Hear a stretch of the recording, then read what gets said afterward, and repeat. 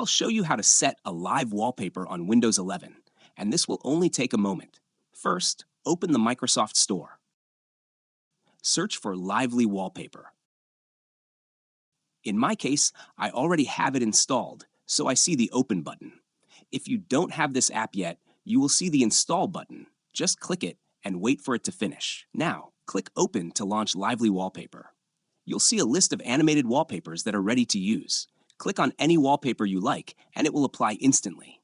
Your desktop will now move and animate in the background. If you want a different wallpaper, click the Add Wallpaper button. Here, you can import a video, a GIF, a YouTube link, or even certain websites.